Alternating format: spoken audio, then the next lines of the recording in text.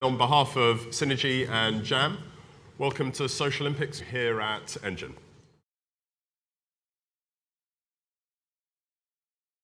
The power now lies with the fans. They could control what they wanted to see, what they wanted to engage with. They could create stories, they could be part of that story. Over the course of the games, we saw a 620% increase on our social networks. Interestingly, the biggest increase came from Facebook and not Twitter.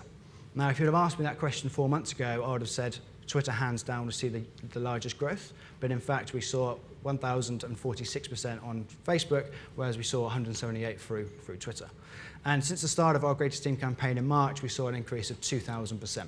In terms of the running events and sporting events, Bolt's 200 metres broke 80,000 tweets per minute.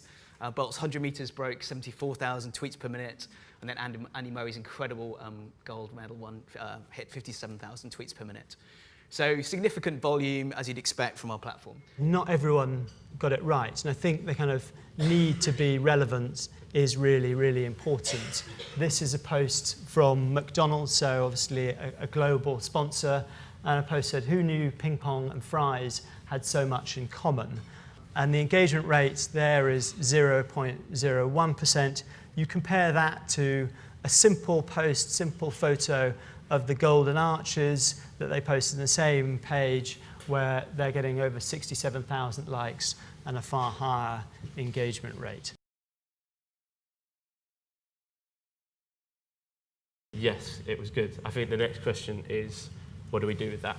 And that's where the challenge then comes in. What does that mean to us having this amount of following?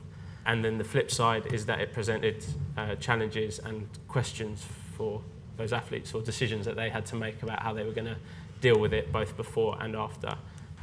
They had to decide whether they were going to engage with their followers in the lead up to their competition, whether they were going to go on a Twitter silence or whatever it may be. And then they also had to work out how to deal with that extra following, because a lot of these guys have grown up being able to sign every autograph and take every picture and retweet every retweet and follow everyone who asks, and now they can't do that. I guess our perspective is, you know, a follower is not just a passive recipient of information. Potentially they're an advocate for that client or that brand. They're an evangelist for that brand and that client.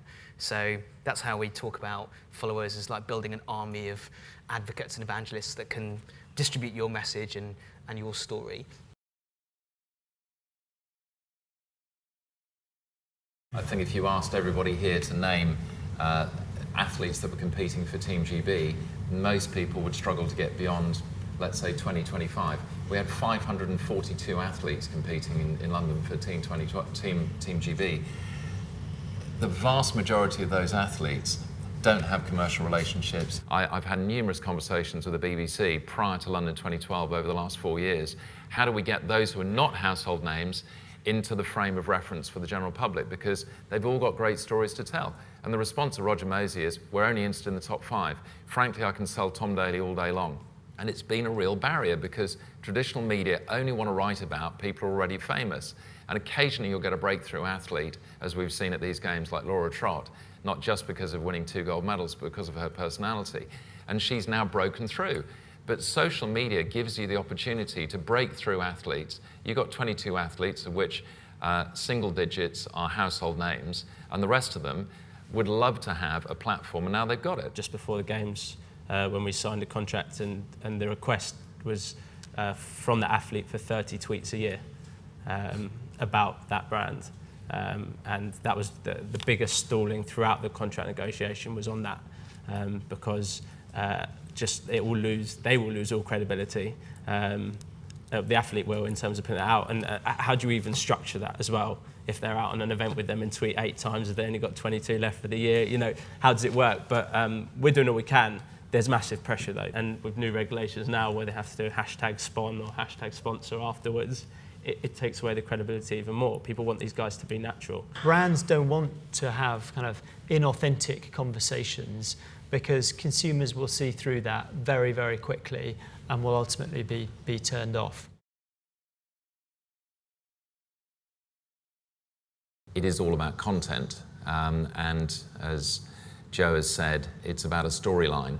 And it's really about getting a marriage of working together with the athletes and with the sports, and in a way probably that's never been done before, that social media allows us to do, to create content which is going to be relevant to the people that are following us.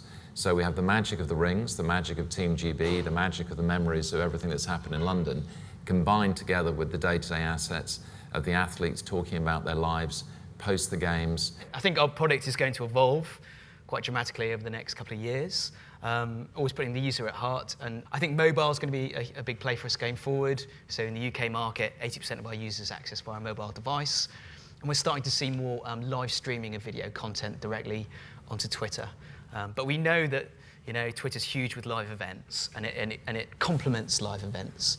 We're not looking to replicate the broadcast experience. We're looking to complement that and bring something new to the experience and allow people to participate in the games in a way that they couldn't previously do.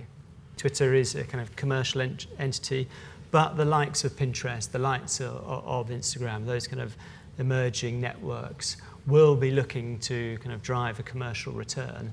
And again, that's going to be hard for brands to figure out where should they make their investments. So it's going to become more complex.